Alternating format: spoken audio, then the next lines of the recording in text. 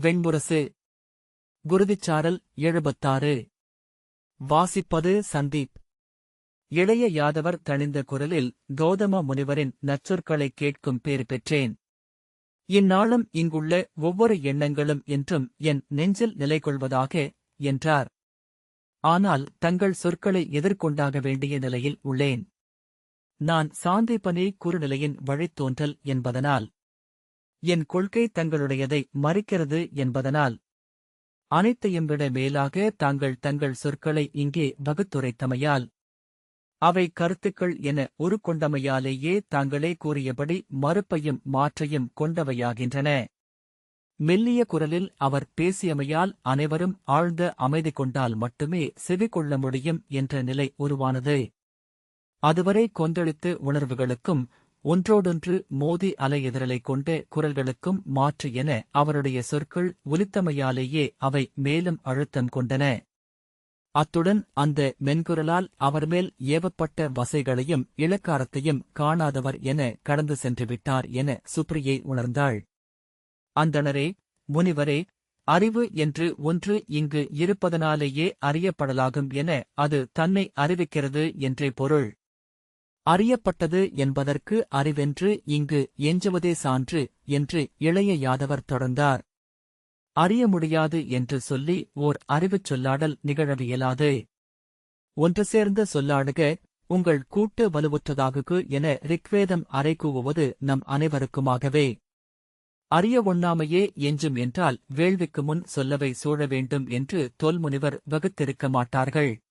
கௌதம சிரகாரி கைதூக்கி உரத்த குரலில், ஆம், ஆனால் சொல்லவை வேள்விச் செயலை சொல்லென்று சுருக்கிக் கொள்ளும் பொருட்டு அல்ல, வேள்விச் செயலுக்கு தடையென்றாகும் எண்ணங்களை விளக்கி விலக்கும் பொருட்டு.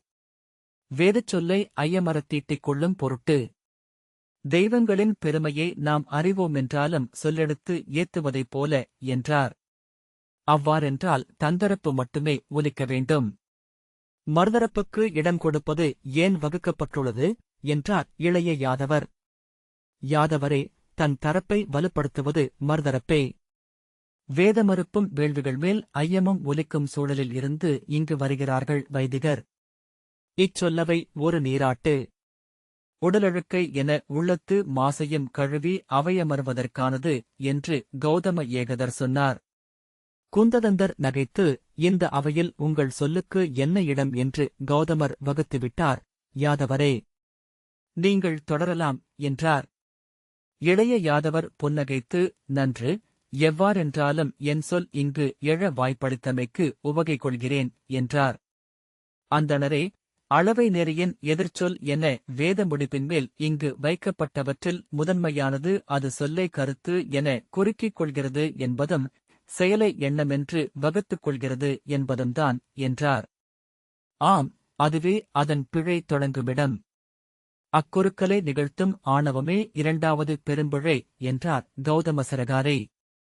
கௌதமரே, கிணற்றுக்கு நீர் நோக்குவோர் கையில் வைத்திருக்கும் வேப்பங்கழியைக் காணும் பிறர் அக்கழியிலுள்ளதுதான் அவர்களின் ஞானம் என எண்ணுவது போன்றது எண்ணத்தை துணைக்கொள்பவர்களை பிறர் கருதுவது. கழியில் அல்ல, அதை ஏந்தியிருக்கும் கையிலும் அல்ல, அதில் குவியும் விழிகளிலோ உள்ளத்திலோ அல்ல, அதற்குமப்பால் அக்கழி வடிவில் தன்னை உருக்கொள்ளச் செய்யும் பிறிதொன்றில் நிகழ்கிறது அவ்வறிதல். எண்ணம் எண்ணத்திற்கு அப்பாலுள்ள நுண்மை ஒன்றின் கருவியே. எண்ணமென அது வெளிப்பட இயலுமென்பதனால் எண்ணத்தை ஆளாமல் அதை ஆளவியலாது. எண்ணத்தை அலைந்து அலைந்து ஒரு தருணத்தில் அறியாது தொட்டு அதை எழுப்புகிறோம். அது விசை கொண்டதும் எண்ணத்தை உதறி அதில் ஏறிக்கொள்கிறோம். அந்தணரே, நம் எண்ணத்தாலானது அறிவு என்றால் அது வாலறிவு. இப்புவியில் உள்ள அனைத்தையும் படைத்ததும் அனைத்துமாகி நிற்பதும் அதுவே. அது ஒவ்வொரு மானுடரிலும் உரைகிறது. ஒவ்வொருவரும் தன்னுள் அதைச் சென்று தொட முடியும். அதுவே நுண்ணறிவு. ஆனால் அது ஒரு மானுடரில் உறைவது அல்ல, மானுடப் பெருந்திரளில் உறைவது கூட அல்ல, உயிர்க்குலங்கள் அனைத்திலும் அது உறைகிறது. ஆகவே அதை இளங்கறிவு என்கிறோம். அதற்கும் அப்பால் அத்தனை பொருட்களையும் இணைத்து விரியும் பேரறிவு ஒன்றின் ஒரு பகுதி அது. அதை வியனறிவு என்கிறோம். வியனறிவோ வான்கோள்களை ஆளும் வானறிவின் சிறுதுளி. வானைக் கடந்த ஒன்றையே வாலறிவு என்கிறோம். வாலறிவன் என நின்றோனை அறியாவிடில் கற்றதனால் என்ன பயன் என்கின்றன நூல்கள். எது எண்ணங்களை பிரித்திணைக்கிறதோ அந்நெறியே உயிர்க்குலங்களை பிரித்திணைக்கிறது. ஆசிரியர்களே, உலோகங்களையும் உப்புகளையும் அமிலங்களையும் காரங்களையும் ஆளும் நெறி அதுவே. கோள்கள் சுழல்வதும் மீன்கள் தோன்றி அமிழ்வதும் வான்கதிர்கள் திசை கொள்வதும் அதன்படியே. எண்ணத்தை இகழ்பவர் தன்னுள் எழுந்த சூரியனை இகழும் பனித்துளி என்று அறிக என இளைய யாதவர் தொடர்ந்தார். எண்ணுக, எண்ணம் போல் விரியச் செய்வது பிறிதில்லை. ஏனென்றால் உடல் காலமும் இடமும் கொண்டது. அன்னத்தின் நெறிகளால் ஆளப்படுவது. நோயும் இறப்பும் அச்சமும் தயக்கமும் கொண்டது. எண்ணம் கிளைவிட்டெழும் பறவை என உடல் உதறி வான் தேர்வது, கட்டற்றது, காற்றென்று ஆகும் கலையறிந்தது. எண்ணுவதனூடாகவே இப்புணவி இவ்வண்ணம் உருக்கொண்டு நம்மை சூழ்ந்தது. எண்ணுவதனூடாகவே ஒவ்வொன்றையும் பொருள் எனக் கொண்டோம். பொருள் அளித்து சொல்லில் பொருத்தி மொழியாக்கினோம். எண்ணி எண்ணி பொருள் கடந்த பொருள் தொட்டு வேதத்தை சென்றடைந்தோம். எண்ணுபவர் தன்னை கரைத்து எண்ணமென்றே ஆகிறார். எண்ணமே வேதமுனிவர். எண்ணமே பிரஜாபதிகள். ஒற்றை மலையில் எழுந்து உச்சிமுடிகள். எளிய கூழாங்கல் எனினும் அந்த மலையே நாம். எண்ணுவோர் இறப்பர், மறக்கவும் படுவர். எண்ணம் என்றுமிருக்கும். எண்ணப்பெருக்கில் அலை என்றாகுக்கு, துளி என்றும் துமி என்றும் ஆகுக. அதுவே ஆணவத்தை வெல்லும் வழி. எண்ணத் தொடங்கும் இளையோன்தான் என தருக்குகிறான். எண்ணிக் கனிந்தோன் தானழிந்து அது வென்றாகிறான் என்றார் இளைய யாதவர். ஆம், உடலெனும் பெருக்கு ஒழுங்கென அறிதலை பயின்று உட்செலுத்தி கனவென்றும் ஆழமென்றும் துரியமென்றும் ஆக்கி ஆதல் கொள்வதை நானும் அறிவேன். அந்தணரே, உடலென்றோ எண்ணமென்றோ தன்னை வகுப்பது மெய்தேர்வோனின் தெரிவு மட்டுமே. உடலென தன்னைக் கொள்பவன் உடலின் நோயையும் முதுமையையும் தன்னுடன் சேர்த்துக் கொள்கிறான். காலத்தில் இடத்தில் அமையும் உடலுடன் தன் சித்தத்தை கனவை ஆழத்தை பிணைத்துக் கொள்கிறான். அனலில் எரியாத, நீரில் நனையாத துயரும் உவகையும் நிலையழியச் செய்யாத ஒன்றென உணர்க. அதுவென்றாகுக்கு. அறிவரே, நாம் அறிவது எவ்வண்ணம்? இதோ இந்த மூங்கில் தூணை எப்படி மதிப்பிடுகிறோம்? நம்மின் மடங்காக. விண்பெருக்கையே அவ்வாறுதான் உணர்கிறோம். நாமென்று நாம் உணர்வதே நாம் அறிவதனைத்திற்கும் அடிப்படை அலகு. நானே இறை என்னும் சொல்லின் முதற்பொருள் அதுவே. நான் என அறிவதன் மடங்கு அது. எண்ணிலா மடங்கு. எண்ணிச் செல்லவியாலா விரிவு. ஆயினும் அது நானே. நான் எனத் தொட்டு இது என அறிந்து இவை என விரிந்து அது என உணர்ந்து அதுவே எனத் தெளிதலே அறிதலின் பாதை. உடலென்று உங்களை உணர்ந்தால் அம்முழுமை அன்னத்தின் பேருரு. எண்ணமென்று உணர்ந்தால் எண்ணத்தின் அலகிலே. இனியோரே, உள்ளுரையும் உவகையாக உணர்க. அவ்விருதியை பேருவகையின் வெளி என சென்றடைவீர்கள். இவ்வுடல் இன்றிருந்து நாளை மறைவது. பிணியும் சாக்காடும் கொள்வது. இதன் உள்ளுரைகிறது மூவா முதலா உவகை ஒன்று. கல்லில் உறையும் கனல் அது. அலையற்றது, தழலாதது, பரவாதது. புகையும் ஒளியும் வெம்மையும் என உருப்பெறாதது. உண்ணாதது, அணையாதது. கல்லனல் எனக் கனிந்து உள்ளுரையும் மெய்மையே அங்குமிருப்பது.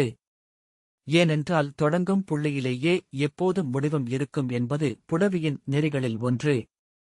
அனல் கொண்ட கல்லை அறிக. அதிலிருந்து தொடங்குக என்றார் இளைய யாதவர். ஒரு கணம் எங்கிருக்கிறோம் என்பதையே உணராத விம்மிதமொன்றை சுப்ரியை உணர்ந்தாள். பின்னர் விழி பெருகி வழிய அழத் தொடங்கினாள். அழுந்தோறும் அவளுள் இனிமை மிகுந்து வந்தது. கைவிரல்கள் இனிமை கொண்டன. கால் நுனியிலிருந்து இனிமை எழுந்தது. உடலே தேனில் நாவெனத் திளைத்து ஆடத் தொடங்கியது. கூசி மெய்ப்பு கொள்ளச் செய்யும் இனிமை. உடலை 8 திசையிலும் உடைத்துத் திறந்து எழுந்துவிட வேண்டும் என்று உளம் பொங்கச் செய்யும் இனிமை. கௌதமர் இங்கு உரைத்த சொற்களின் பொருட்டு தலைவணங்குகிறேன். ஆம், அந்த முழுமை ஒற்றைச் சித்தத்தில் அள்ளப்படுவது அல்ல. மானுடம் ஓரியரென்றாகி காலகாலமெனச் சென்று அறிய வேண்டிய முழுமை அது. ஆனால் அறிவரே, பருப்பொருளை அழையும் கட்டை விரலறிந்த நுண்மைக்கு 100 மடங்கை ஒளி துழாவும் விழி அறியும். வெளிவரவும் ஒற்றைச் சொல் அதனினும் 100 மடங்கை அறியும். நாம் சொல்லும் ஒவ்வொரு சொல்லும் நம் முன்னோரின் முடிவிலா நிறையால் சொல்லிச் சொல்லி பொருளேற்றப்பட்டதே. அந்தணன்தான் வணங்கிய இறைச்சிலையை, ஷத்ரியன்தான் பழகிய வில்லை, சிற்பிதான் பயின்ற ஒளியை மைந்தனுக்கு அளித்துச் செல்வது போலவே ஒவ்வொரு சொல்லையும் நமக்கு அளித்துள்ளது நெடுமுன்மரபு. உளமென்றும் மொழியென்றும் நீங்கள் உரைப்பது என்ன என்று உணர்ந்தீர்கள் என்றால் அது ஒருவர் அகத்தே உழைத்து அங்கேயே வாழும் ஒரு துளி என சொல்ல மாட்டீர்கள், அளவை நெறியினரே என்றபோது இளைய யாதவரின் குரல் மேலெழுந்தது. இங்கு உரைத்தீர்கள் அல்லவா? வேள்விச் செயல் ஒவ்வொன்றும் தொல்முனிவர் ஆற்றிப் பழகி அளித்த மரபு என சொல்லும் எண்ணமும் உணர்வும் கூட அவ்வாறு கையளிக்கப்பட்டவையே. ஒவ்வொரு சொல்லும் ஒரு வேள்விச் செங்கல். ஒவ்வொரு எண்ணமும் அவையுண்டு எழும் எரி. ஒவ்வொரு சொற்களமும் வேள்வி என்று உணர்க. சொல்லிச் சொல்லிச் செல்லும் இப்பெருவேள்வியினூடாக சென்றடையவிருக்கிறது மானுடம். ஆகவேதான் சொல்லை அறிய முன்னோர் வழக்கே முதல் நெறி என வகுத்தது இலக்கணம் என இளைய யாதவர் தொடர்ந்தார். சொல்லை கீழே கிடக்கும் கல் என எடுக்கிறோம். முன்னோர் வகுத்த வழிபடு நெறி என அதை தெய்வமாக்குகிறோம். வழிபடுகையில் எழுவது நம் தெய்வம். அது என்றென்றும் அக்கல்லில் உறைவதே. காலந்தோறும் தனித்தனி உண்மை என்று உருக்கொண்டு எழுவதே முழுமையின் வழி என அவர் தொடர்ந்தார். வேத முடிப்பினன் சென்றடையும் பெருநிலையை பகிர்ந்து கொள்ள முடியாது. சொல்கையில் அது கருத்தாகிறது, சுட்டுகையில் சிலையாகிறது, வகுக்கையில் நெறியாகிறது. கடப்பதனூடாக அடைவதை பகிர்ந்து அழைக்கவோ பொறித்துச் செல்லவோ இயலாதுதான். ஆனால் நான் என இங்கு நின்றிருக்கலாம் சில காலம். நானே எனக் காட்டலாம். ஆசிரியர்களே, அவ்வண்ணம் இங்கு வேத முடிப்பின் வெறுமை பீடத்தில் அமர்ந்த உயிர்கடந்தோரை நீங்கள் கண்டதில்லையா? பரமஹம்சர் என பாதம் பணிந்ததில்லையா? அவர்கள் சென்றமர்ந்த இடங்கள் ஆலயங்களாகின்றன. அவர்கள் நீராடிய நதிகள் தூநீர் ஆகின்றன. அவர்களின் நினைவுகள் விண்மீன்களென மானுடச் சித்தவானில் என்றும் நின்றிருக்கின்றன. வேத முடிப்பின் வழி முழுமைக்கானது என்பதற்கு அவர்களே விழிக்கூடான சான்று என்றார் இளைய யாதவர். ஒவ்வொரு மெய்பயில்வோனும் அவராகும் படி ஒன்றில் நின்றிருக்கிறான். வேத முடிப்பின் ஒவ்வொரு சொல்லும் அவரைச் சுட்டி நின்றுள்ளன. இருந்திறந்தோர், எண்ணி எண்ணம் கடந்தோர், இதுவெனச் சுட்டுகையில் அதுவென்று நின்றோர். அவர்களை முன்வைத்தே இந்த அவையில் நெஞ்சு தொட்டு நிலை ஓங்கி நின்று ஆம் வேத முடிவே பெருவழி என சொல்லத் துணிவேன். ஆணவம் குறித்து இங்கே பேசப்பட்டது. நன்று. இவ்வேள்விச் செயல் செய்து ஆணவம் அறுத்தோர் எவர்? இதோ அவை நிறைத்து அமர்ந்திருக்கும் இந்த அந்தணர்களா? கொடை குறைந்தால் முகம் சுளிப்பவர்கள். வேதச் சொல்லுக்கு பொன் மதிப்பிடுவோர். இவர்களின் வழியையா சுட்டுகிறீர்கள் கௌதமரே என்றார் இளைய யாதவர். அந்தணர்கள் சிலர் திகைத்தபடி எழ கையமர்த்தி அமரச் செய்துவிட்டு கௌதம சிரகாரி நல்வழி என்பது அதை நன்னி இறுதிவரை சென்றடைந்தோரால் மதிப்பிடப்பட வேண்டியது என்றார். ஆம், அதையே வேத முடிப்பினருக்கும் அழியுங்கள். வெற்றுச்சொல் எடுக்கும் வேத முடிப்பினனும் பொன்னுக்கு வேத முறைப்பவனும் நிகரே. அதையே இந்த அவையில் நின்று சொல்கிறேன். ஆணவம் அனைத்து வழிகளிலும் மாசென வந்து படிவதே. அந்தணரே, மானுடர் எவராயினும் மாசடைந்த கலம் கொண்டவர்களே. மாசற்ற கலம் கொண்டவர்கள் மெய்தேட வேண்டியதே இல்லை. அக்கலத்தில் அதர் வினாவி வந்து அமரும் அம்மெய்மை. கல்வி என்பது மெய்மை வந்த மரபீடம் அமைத்தலன்றி வேறல்ல என்றார் இளைய யாதவர். தன் சொற்களினூடாகவே அவர் நெடுந்தொலைவு சென்றுவிட்டவராக அங்கிருக்கும் எவரையும் அப்போது அவர் தன்னுள்ளே உணரவில்லை என்று தோன்றியது. அவர் முகத்தையன்றி வேறெதையும் நோக்க முடியாதவளாக சுப்ரியே அமர்ந்திருந்தாள். பல்லாயிரம் சிற்பங்கள் செறிந்த ஆலயத்தில் அவையனைத்துக்கும் அப்பால் என் நின்றிருக்கும் கருவறைக் கருஞ்சிலை. செயலை அல்ல, சொல்லையும் எவரும் முழுதறியவியலாது கௌதமரே. சொல் இப்போது அளிக்கும் பொருள் என்ன என்று கொண்டே சொல்லாடுகிறோம். சொற்பொருளை ஊழ்கம் கனிந்தால் எழவிருக்கும் தெய்வமென்று திசையெல்லையின் முடிவெளியில் நிறுத்துகிறோம். இங்கு மானுடர் ஆற்றக்கூடும் எதுவும் அவ்வண்ணமே இயல்வதாகும் என்றுணர்க. எனவே செயலில் என்றல்ல எங்கும் ஆணவமொழுதலே அறிவின் வழி. அறிதலினூடாக ஆணவம் கொள்ளவும் ஆணவத்தை அழித்தலும் கூடும். ஆணவமெனும் ஆசு எரிய நாம் அணுகுபவனையே ஆசிரியன் என்றன நூல்கள். கற்றலெனும் வேள்வியின் தலைவன் அவன். தென்திசையில் ஆலமர்ந்தோன். தவத்தில் பெருகிய விரிசடையை தோள் நிறுத்தி, மூவழியில் முனிவதை மட்டும் மூடி, விழியும் கையும் அருள் காட்டி, இளநகை கூட்டி அமர்ந்திருப்போன். அவன் வாழ்க்க. அந்தணர் குருவருள் பெருகுக. அறமுறை ஆசிரியன் அடி வாழ்க என வாழ்த்தினர். ஆணவ மறுத்தலை இங்கு சொன்னது அளவை நெறி. எங்ஙனம் ஆணவத்தை அறுப்பீர்? எது வேள்வி நெறி என்று வகுக்கிறீர்? எது அல்லவென்று விலக்குகிறீர்? பிரித்து நோக்கும் மையமென உங்களை வைக்கும் ஆணவத்திலிருந்து எங்ஙனம் விடுபடுவீர்? தூயது தேர்வோன் மாசையே எண்ணிக் கொண்டிருக்கிறான். நன்று தேர்வோன் தீதையே வகுப்பாய்வு செய்கிறான். அன்பு செய்வோன் வெறுப்பால் அதை எல்லை வகுத்திருக்கிறான். இருளில்லா வெளியையே ஒளி என்று உணர்கின்றன விழிகள் என இளைய யாதவர் தொடர்ந்தார். அந்தணரே, அறிக. ஆணவத்தை வெல்லும் ஒன்று தன்னுவகையே. உயிர்களின் உட்பொறிக்கப்பட்டுள்ளவை இரண்டு முதலுணர்வுகள். தான் என உணரும் ஆணவம். தான் என உணரும் உவகை. இருக்கிறேன் என எண்ணி எழுகிறது பார்த்திவ பரமானு. ஆம், இருக்கிறேன் என்று மகிழ்கிறது அது. உவகையே பற்றிக் கொள்க. உவகையே பின்தொடர்க. உவகையில் நிலை கொள்க. உவகையன்றி எதையும் தெய்வமெனக் கொள்ளாதொழிக. அந்தணரே, அறிஞன் என்பவன் காய்தல் உவத்தலின்றி உவகையை உளங்கொண்டவன். இன்பதுன்பங்களுக்கு அப்பால் மகிழ்ந்து அமர்ந்திருப்பவன். அறிக, குன்றா ததும்பா உவகையில் அமர்ந்திருப்பவனையே விடுபட்டவன் என்கின்றன வேத முடிப்பின் நூல்கள். ஆணவத்தை வென்றவன் அவன் மட்டுமே என்றார் இளைய யாதவர். அவன் செயலாற்றலாம், கருத்தாடலாம், கடந்து சென்று ஊழ்கத்திலமையலாம். அவன் உவகையிலமர்ந்திருக்கின்றானா என்பதே அவன் அறிந்தானா அமைந்தானா என்பதற்கான சான்று. அவை எங்கும் எழுந்து முழங்கிய பெருங்குரலில் அத்தகையோரே இங்கு கௌதமர் வினவியதற்கு விடை. ஆம், முடிவிலேயே தனி மானுடன் உளங்கொள்ள முடியும். எல்லையின்மையை பீடமாக்கி அவன் அமர முடியும். முழுமை மானுடனுக்கு இயல்வதென்பதற்கு உயிர்கடந்தோரே சான்று என்றார். அவையின் அமைதியை நோக்கி விழி செலுத்தி அவர் நின்றார். பின் அதை எய்துவது தன்னந்தனிப் பயணம் வழியாகவே. திரளெனப் பெருகிச் சென்றல்ல. ஆனால் அத்தனியரை கூட்டாக காலகாலமாக தவம் செய்து ஈட்டிக் கொள்கிறது மானுடம். ஆகவே அவர்கள் அடைந்ததெல்லாம் மானுடத்திற்கும் உரியனவே. தனிக்குகைக்குள் முழுமையடையும் ஒரு பரமஹம்சர் மானுடத்தை முழுமை நோக்கிக் கொண்டு செல்கிறார். இந்த அவை நின்று முழுமை கொண்டமைந்த அத்தனை பேரிருவர்களையும் தலையால் தாழ்வணங்குகிறேன் என்றார். அவையினர் கைகூப்பி வணங்கி ஆம், ஆம், ஆம் என்றனர். முழுத்தோர் சென்ற வழியேதென்று எளியோர் உணர வேண்டியதில்லை. அவர் நின்ற மண்ணில் நின்றே அதன் விழுப்பயன் கொள்ள முடியும். இணையாகவே வேள்விச் செயலின் பொருளறிய வேண்டிய தேவை அதனால் பயன்கொள்ளும் பல்லாயிரம் கோடியினருக்கு இல்லை கௌதமரே. அவர்கள் மருந்துண்டு நலன் கொள்ளும் நோயாளர் மட்டுமே என இளைய யாதவர் தொடர்ந்தார். ஆனால் மருத்துவர் அறிந்தாக வேண்டும்.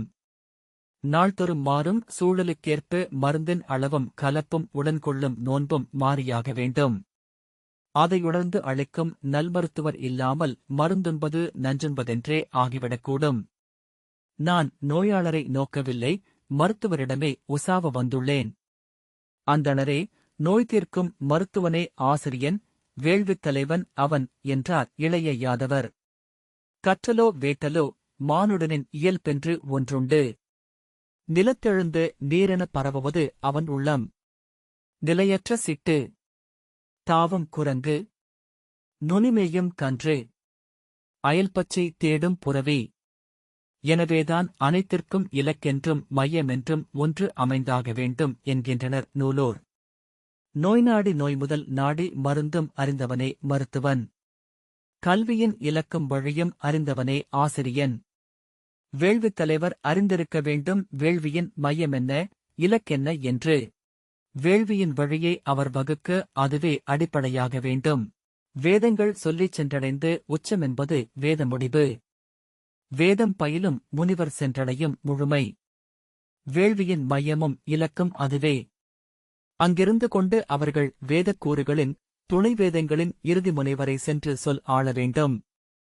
எங்கும் எவ்வகையிலும் வேதமோ துணை வேதங்களோ வேதக்கூறுகளோ வேத முடிப்புடன் மாறுபடும் என்றால் வேத முடிவே தீர்வென்று கொள்ளப்பட வேண்டும்.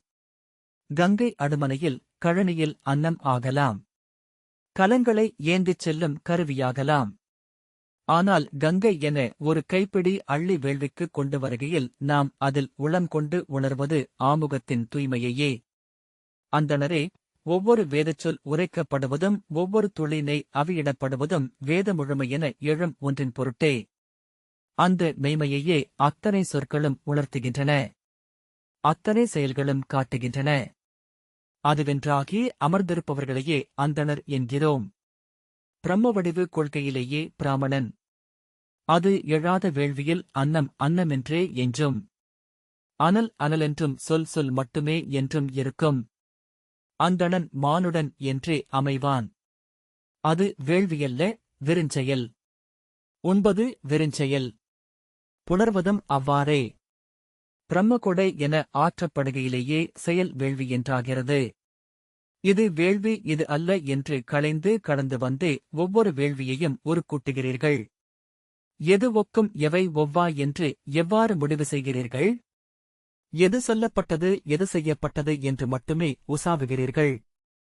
அந்தணரே, முனிவரே, எது வேத முடிப்புடன் ஒப்பது எது முரண்கொள்வது என்று மட்டுமே நோக்க வேண்டும் என்கிறேன்.